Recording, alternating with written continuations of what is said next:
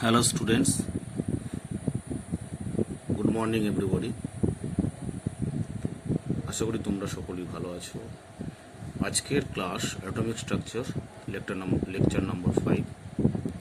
Previous ক্লাসে আমরা energy calculation করেছিলাম এবং তার কিছু প্রবলেম সলভ করেছিলাম। আজকে আমরা ওয়েভলেংথ ক্যালকুলেশন করব এবং ডিফারেন্ট টাইপ থিওরি ডিটেলস করব। এখন প্রত্যেকটা ক্লাস তোমরা ডিটেলস ফলো করো এবং নিখুঁত করে শেখো। একটা ভালো বুক ফলো করো এবং সেখান থেকে প্রবলেম সলভ করো। আশা করি যেই নেট ক্র্যাক করতে পারবে। ডিটেলস আগে বোঝো ক্লাসটা। তো আজকে আমাদের ক্যালকুলেশন হচ্ছে ওয়েভলেংথ ক্যালকুলেশন অফ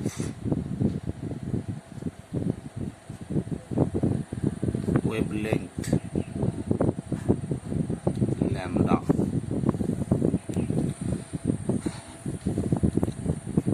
এনার্জি ক্যালকুলেশনের ফর্মুলা কী ছিল? E equals minus 2π² m E4 into K into z² by n² h²। Del E সমান কত লিখতে পারি? Del E equals minus 2π² m E4 k z² by h² into del n²। Okay, del n², only এনটা del হবে। Difference, suppose ধরো একটা electron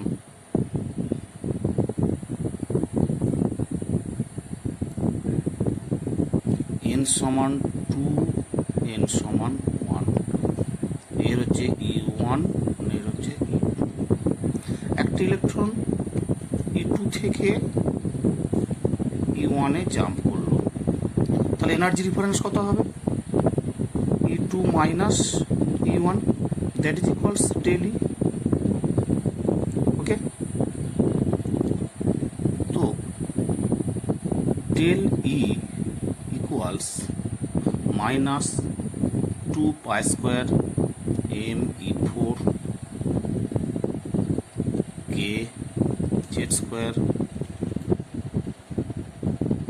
bye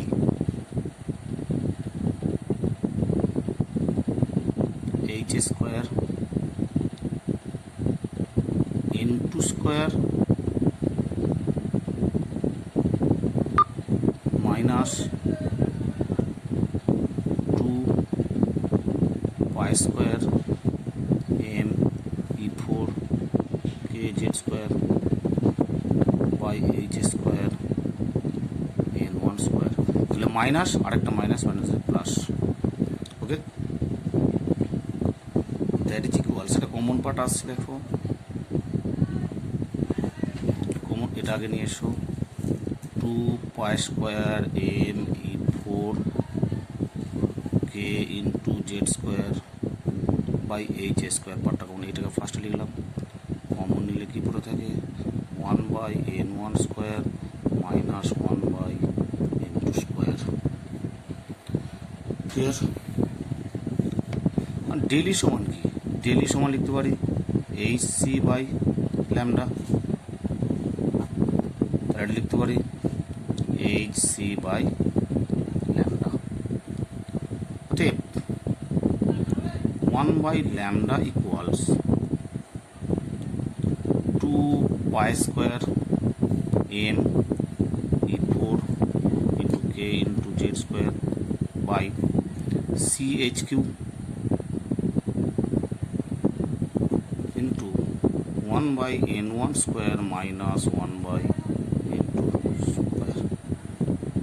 okay, তাহলে দেখো এখানে z² বাদ দিলে বাকি অল টার্মস আর constant except z, all terms are constant term. So this constant is called Rydberg constant. অতএব 1/λ equals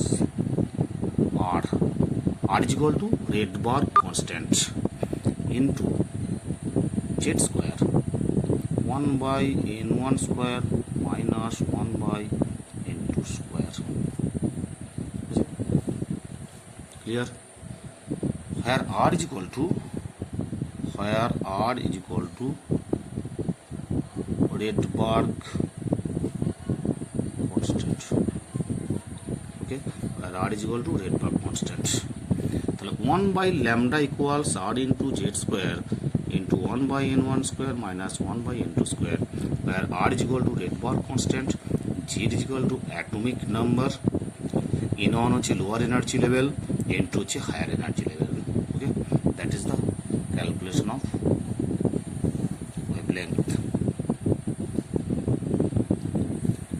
Okay, very important relation for calculating problem. Different type problem করতে গেলে এই ফর্মুলাটা খুবই important formula.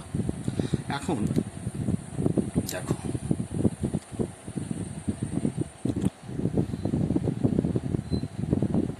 Lambda max means ই minimum. এখন inversely del is equal to hc by lambda, er lambda inversely proportional, that is equals n1 is equal to always 1 and n2 is equal to 2.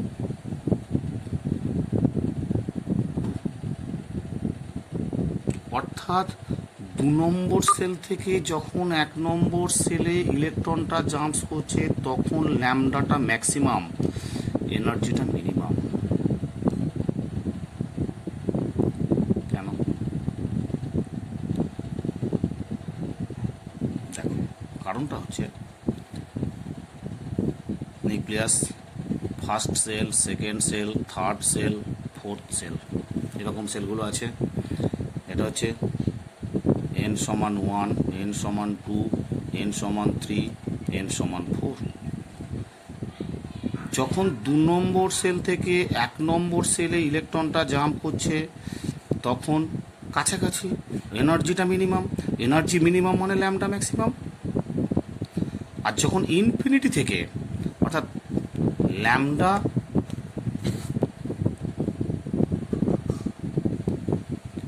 Lambda minimum মানে হচ্ছে ই maximum, মানে হচ্ছে n1 is equal to 1, n2 is equal to infinity. Clear? অর্থাৎ infinity থেকে যখন একটা electron 1 নম্বর সেলে আসছে তখন এনার্জিটা ম্যাক্সিমাম, এনার্জি ম্যাক্সিমাম মানে হচ্ছে ল্যামডা মিনিমাম। ডিফারেন্ট টাইপ প্রবলেমে এগুলো থাকে, খুব সিনসিয়ারলি দেখবে। এখন আমরা ল্যামডা ম্যাক্সিমাম কখন হয়, ল্যামডা মিনিমাম কখন হয়? ল্যামডা ম্যাক্সিমাম মিনস যখন এনার্জি গ্যাপিংটা কম হবে, অর্থাৎ দুটো কাছাকাছি সেল থেকে যখন ইলেকট্রনটা ট্রান্সফার হবে। ল্যামডা মিনিমাম কখন হবে না, এনার্জি গ্যাপিংটা যখন ম্যাক্সিমাম হবে, অর্থাৎ দুটো সেলের ডিফারেন্সটা যখন বেশি হবে। ক্লিয়ার? এবার আমরা এখান থেকে ডিফারেন্ট টাইপ অফ সিরিজ পাবো। সেই সিরিজগুলো কী কী? ডিফারেন্ট টাইপ সিরিজ আছে। যখন 1 নম্বর সেলে ইলেকট্রনগুলো সব ড্রপ হয় তখন হচ্ছে লিম্যান সিরিজ। যখন 2 নম্বর সেলে সব কটা ইলেকট্রন ড্রপ হয় তখন হচ্ছে Balmer series. Lyman, Balmer, Paschen, Brackett, Pfund, Humphreys, different type of series পাবো। তো আমরা এবার সেই সিরিজগুলো ডিসকাস করব। ফার্স্ট সিরিজ হচ্ছে different type of series, different type of series. First আমরা পাবো যেটা লিম্যান সিরিজ।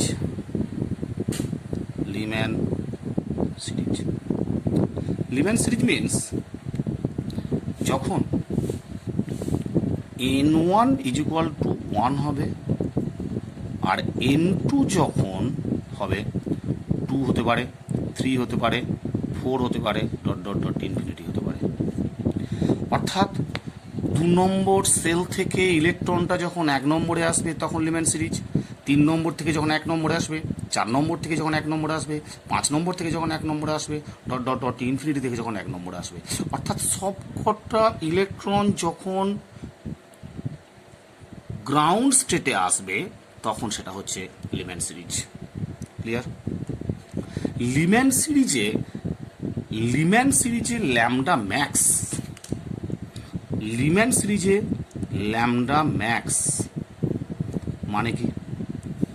ল্যামডা ম্যাক্স মানে n1 অলওয়েজ 1, n2 কত হবে? ল্যামডা ম্যাক্সিমাম হতে গেলে n2 2। ওকে, আর লিম্যান সিরিজে ল্যামডা মিনিমাম হতে গেলে n1 অলওয়েজ 1, n2 কত হবে? ইনফিনিটি হতে হবে। আচ্ছা, minimum means n1 1, n2 infinity. Lambda max means n1 1, n2 2। এই প্রবলেমগুলো সব এমসিকিউ এর প্রবলেম আছে, শুধু এইগুলো পুট করবে, ফর্মুলা পুট করবে, পেয়ে যাবে, কিছু নয়, সিম্পল। আবার একবার বলে দিই যে ল্যামডা মিনিমাম মিনস ই ম্যাক্স মিনস এনার্জি ক্যাপিংটা বেশি হতে হবে। এনার্জি ক্যাপিং বেশি কখন হবে? যখন ইনফিনিটি থেকে ইলেকট্রনটা 1 নম্বর সেলে আসবে। ক্লিয়ার? 2 নম্বর আসছি আমরা, বামার সিরিজ। 2 নম্বর যেটা আসবো সেটা হচ্ছে বামার সিরিজ।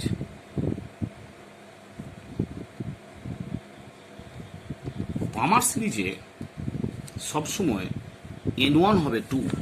বামার সিরিজে n1 সবসময় 2 আর n2 হবে 3, 4, 5, 6 ডট ডট ডট ইনফিনিটি। অর্থাৎ ইলেকট্রনগুলো যখন 3 নম্বর সেল থেকে 2 নম্বর সেলে পড়বে, আর 4 থেকে যখন 2 আসবে, আর 5 থেকে 2 আসবে, অর্থাৎ সবাইকে 2 নম্বর সেলে ইলেকট্রনটা পড়তে হবে, তবে হবে বামার সিরিজ। ক্লিয়ার? বামার সিরিজও ঠিক তাই। Lambda max means n1 always 2, n2 হতে হবে 3 ল্যামডা ম্যাক্স পেতে গেলে। আর ল্যামডা মিনিমাম মিনস n1 হতে হবে অলওয়েজ 2 আর n2 হতে হবে ইনফিনিটি। ওকে, তাহলে প্রত্যেকটা সিরিজই ম্যাক্সিমাম মিনিমাম এরকমভাবে ক্যালকুলেট করতে হবে।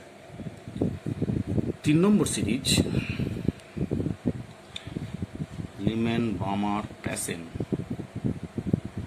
Passion series. Same technique. Paschen series means n1 is equal to 3, n2 equals 4 হতে হবে 5, 6, 7 dot dot dot infinity. Same type আগের মতো। মনে রাখবে বামার সিরিজে ওয়েভলেন্থটা ভিজিবল, এটা একমাত্র visible region.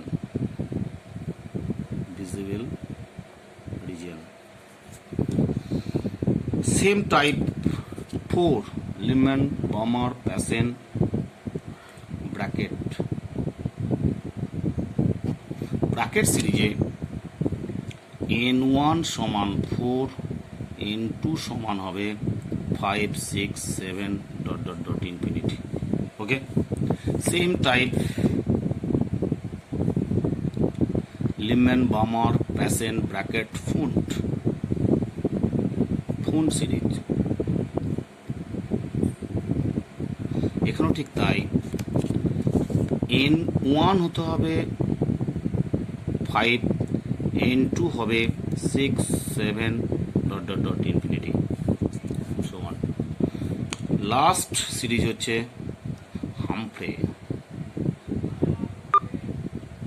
Humphry series. n1 হতে হবে 6, n2 হতে হবে 7, 8 ডট ডট ডট ইনফিনিটি। ওকে, এই হলো ডিফারেন্ট টাইপ অফ সিরিজ। এই সিরিজের প্রবলেমগুলো ভালো করে প্র্যাকটিস করো, ভেরি সিম্পল, কোনো টাফ জায়গা নয়। ওকে।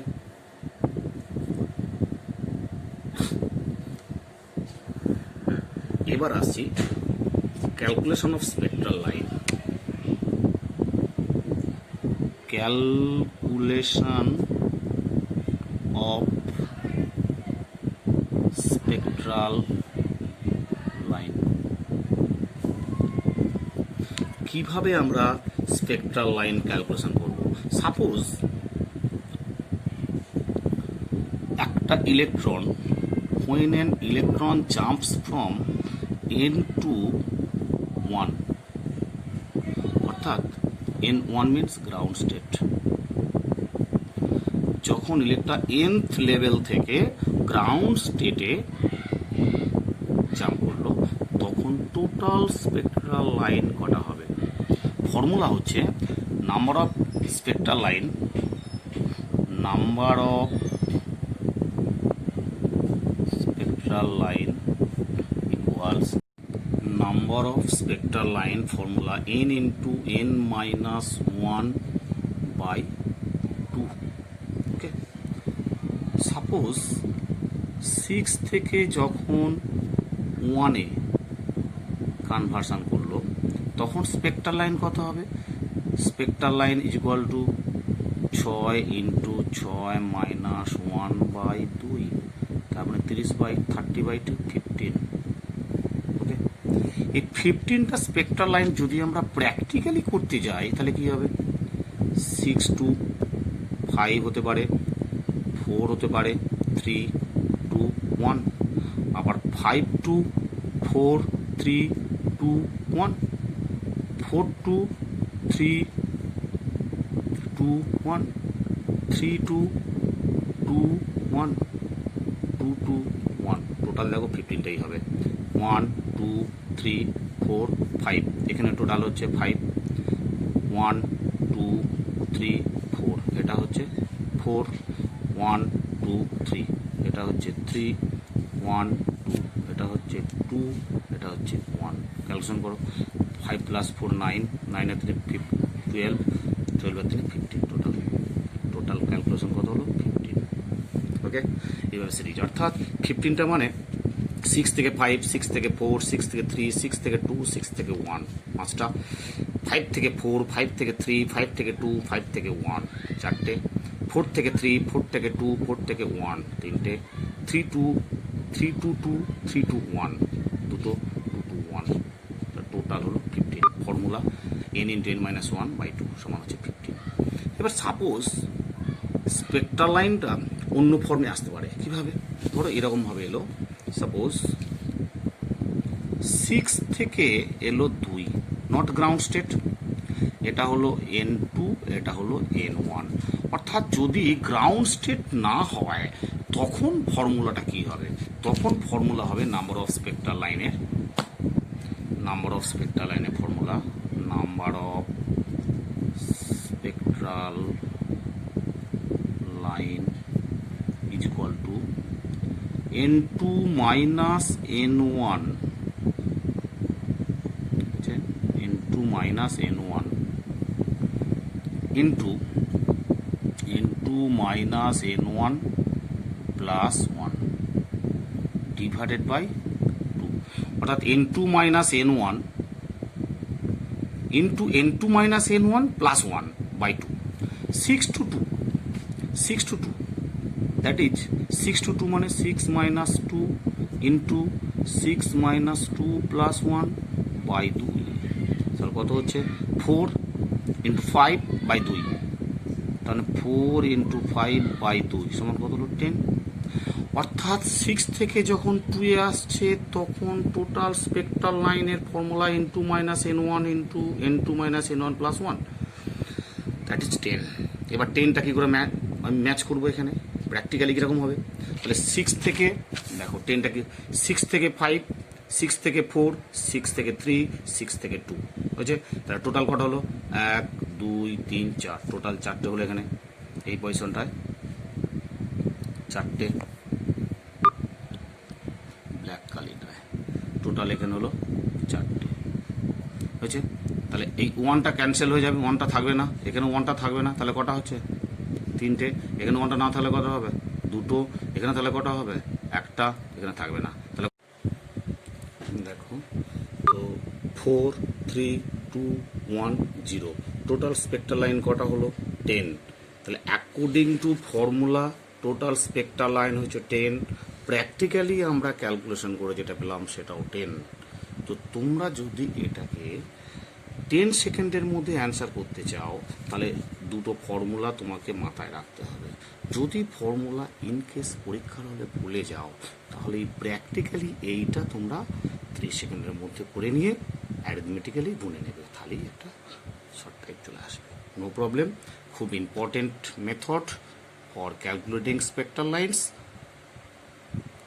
এইচএসে জেনারেলি এগুলো আসে না, এটা তোমার নিট বা আইআইটি জেইই মেন্স সব জায়গাতেই এটা কোশ্চেন সেট হয়।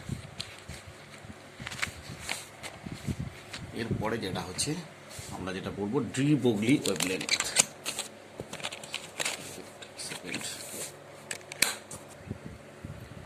ডি ব্রগলি ওয়েভলেংথটা কি দেখো, according to Einstein equation E is equal to mc square, Einstein suggests that light have dual nature. Light behaves as a dual nature. Light have particle nature as well as wave nature. Then de Broglie says any electromagnetic radiation behaves as a dual nature. তো Planck's theory অনুযায়ী E equals h nu, according to Planck's E সমান h nu, অর্থাৎ h into c by lambda. Equation 1 equation 2 দুটোকে combine করে h c by lambda is equal to mc square, অতএব h by lambda is equal to mc, অতএব lambda is equal to h by mc। This relation is de Broglie relation for electromagnetic radiation like subatomic particle, electron, proton, neutron, alpha, beta, gamma, etc. For other matter,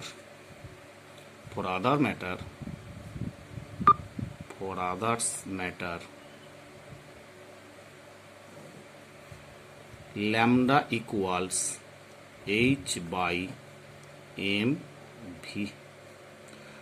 C হচ্ছে light velocity আর এখানে V হচ্ছে velocity of matter. ধরো suppose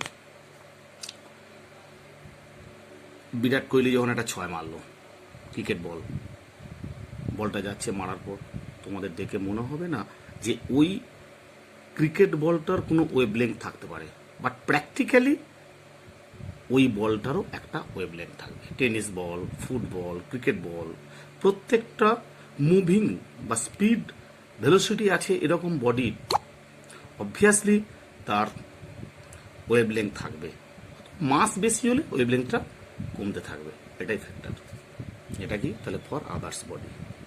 এবার তো এখানে ল্যামডার সঙ্গে এটাকে লেখা যায় lambda equals H by P, আর MV is equal to P, P is equal to MV. P হচ্ছে মোমেন্টাম। এবার আমরা কাইনেটিক এনার্জির সঙ্গে একটা রিলেশন করতে পারি। কাইনেটিক এনার্জি মানে কি, E is equal to half MV square. ই হচ্ছে kinetic energy, half MV square, অতএব 2E is equal to MV square. Both সাইডে যদি এম দিয়ে মাল্টিপ্লাই করি 2m into E is equal to M square P square, অতএব MV is equal to √2me।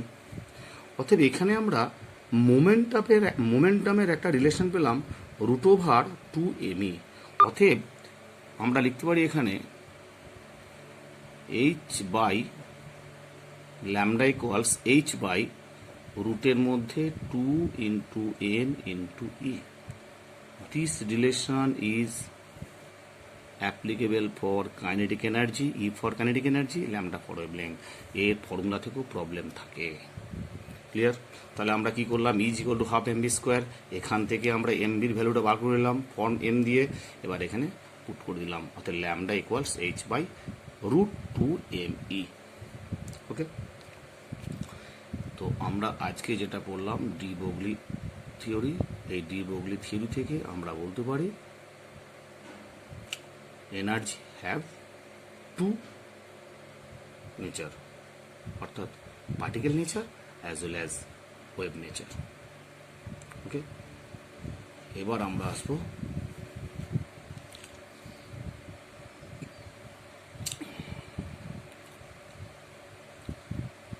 হাইসেনবার্গ uncertainty principle. Heisenberg, EHEI, Heisenberg's uncertainty principle, PRINCIPLE, Heisenberg uncertainty principle। Heisenberg uncertainty principle বলছে যে কোন একটা moving particle, ধর একটা পাখার 3টে blade move করছে, ঘুরছে, ডেফিনিট একটা ব্লেডের একটা ডেফিনিট টাইমে তার মোমেন্টাম আর পজিশন ক্যালকুলেট করা সম্ভব নয়। It is impossible to us that any moving particle position and momentum can not be calculated simultaneously. অর্থাৎ কোন একটা মুভিং বডির পজিশন অ্যান্ড মোমেন্টাম, অর্থাৎ del X and del P can not be calculated simultaneously. Mathematically del x change in position, del p change in momentum greater than equals h by 4 pi.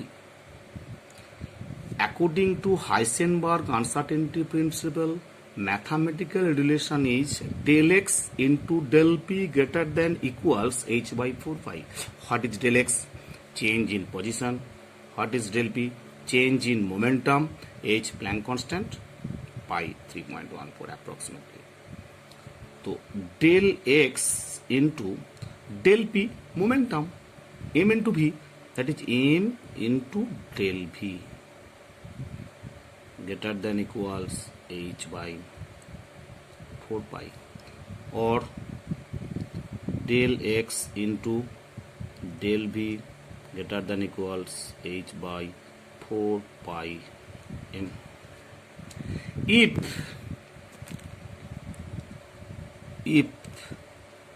del x equals 0, then del p equals infinity. Number 1. Number 2, if del p equals 0, then del x is equal to infinity. Del x, if number 3, del x is small, then del p is large. Number 4, del p is small, del x is large. সব হচ্ছে MCQ এর একটা, বুঝছেন? যদি দুটো প্যারামিটারের মধ্যে del x আর del পির মধ্যে ডেল এক্স স্মল হয়, del P large, del X large হলে del P small, del X 0 হলে ডেল পি ইনফিনিটি, আর ডেল পি 0 হলে del X infinity. Very simple, মাথায় রাখবেন। আরেকটা নতুন রিলেশন আসছে ডেলির সঙ্গে del T, del E into del T greater than equals h by 4 pi। এটাও মাঝে মাঝে হাইসেনবার্গ আনসার্টেনটি প্রিন্সিপালে দেওয়া থাকে। তোমরা কি করবে, ম্যাথমেটিক্যাল রিলেশনটা অবশ্যই প্র্যাকটিস করবে এবং এখান থেকে প্রবলেমগুলো একটু যে কোনো বই থেকে দেখবে, কোনো ব্যাপার না। তো প্রবলেম করার সময় তোমরা এই ফর্মুলাটা জেনারেলি আসে del X into M del V greater than equals H by 4 pi, তখন প্রবলেম করার সময় এটাকে ইকুয়াল সাইন ধরে প্রবলেমটা করবে। ক্লিয়ার? সব ভ্যালু দেওয়া থাকবে, একটা যেটা ক্যালকুলেট করতে হবে করবে, কোনো ব্যাপার না। Very simple problem, Heisenberg uncertainty principle. Okay, এবার আমরা আসবো বোর কনসেপ্টের যে ডিমেরিটসগুলো আছে সেই ডিমেরিটসগুলো নিয়ে একটু আমরা ডিসকাস করব। ওকে, এবার আমরা আজকে ডিসকাস করব demerits of Bohr. Demerits of Bohr's atomic theory.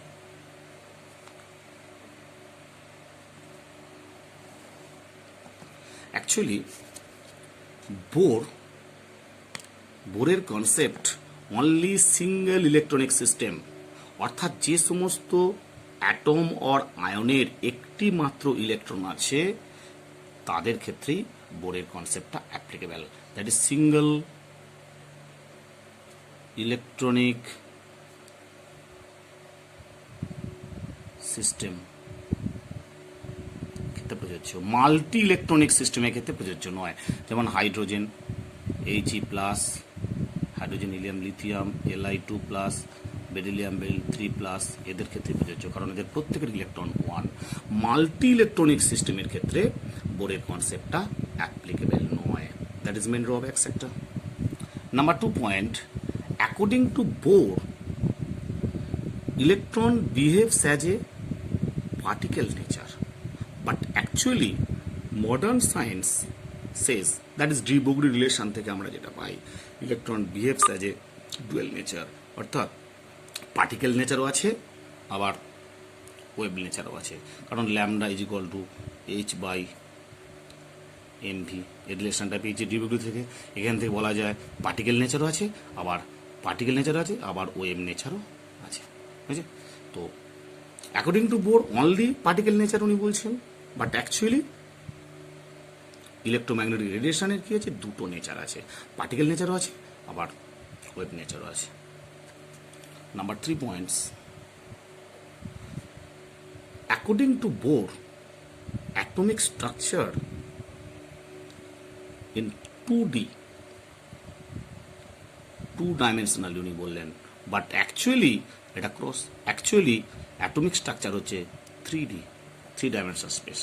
ঠিক আছে, বোরের কনসেপ্ট অনুযায়ী atomic structure 2 dimensional, but actually 3 dimensional. Okay, number 4,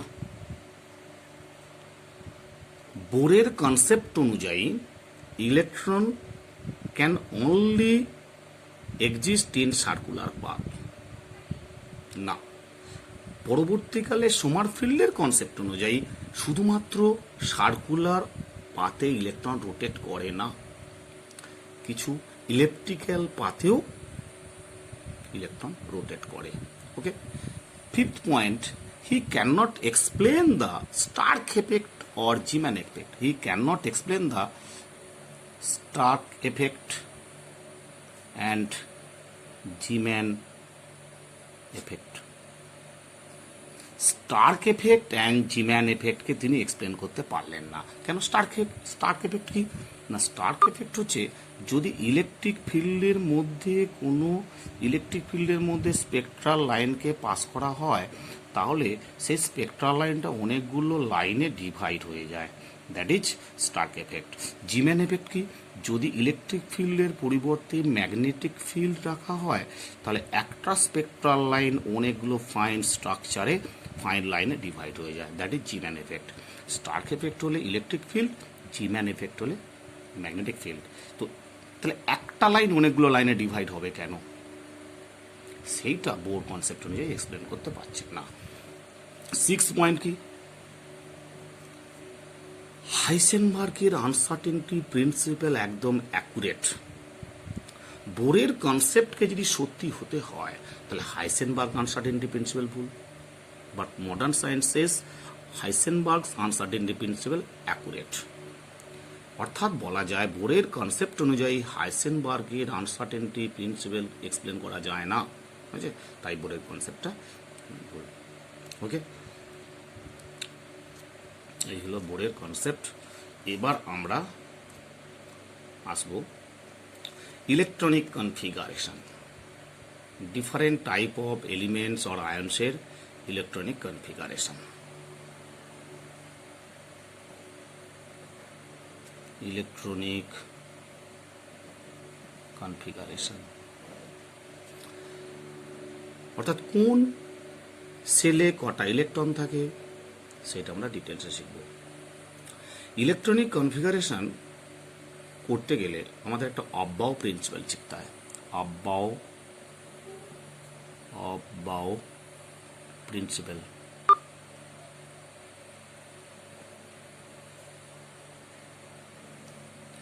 অববাও প্রিন্সিপালটা কি?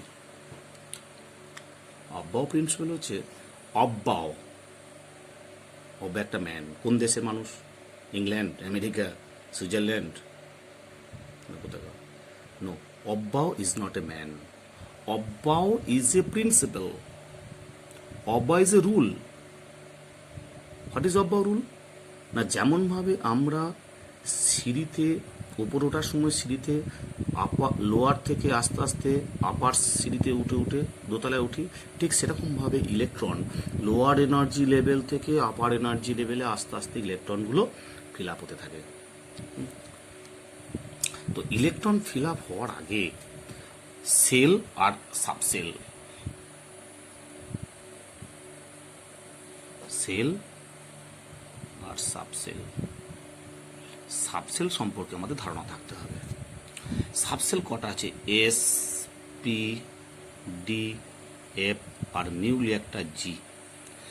সার্ফ, এস কোথা থেকে কত রয়েছে? সার্ফ থেকে এস, প্রিন্সিপাল থেকে পি, ডিফিউজ থেকে ডি, ফান্ডামেন্টাল থেকে এফ, জিসেন্ট্রিক থেকে জি। এইটা আমাদের সিলেবাসে এখন ইনক্লুড করা হয়নি, অতএব দরকার নেই।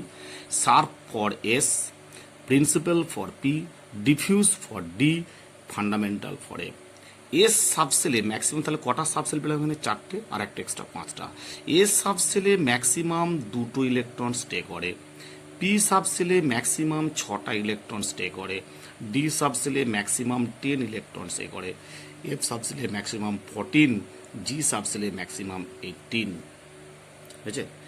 তো সাবসেলগুলোতে লোয়ার এনার্জি সাবসেল থেকে upper energy subshell electron fill up হতে থাকে। সেই সাবসেলগুলোর আমরা অববাও প্রিন্সিপালটার টেকনিকটা আমরা একটু পড়ে নিই। 1s, 2s, 2p, 3s, 3p, 3d, 4s, 4p, 4d, 4f, 5s, 5p, 5d, 5f, 6s একটা কমবে, 6s, 6p, 6d, 7s, 7p। 7টাই sell আছে, আর দরকার নেই আমার।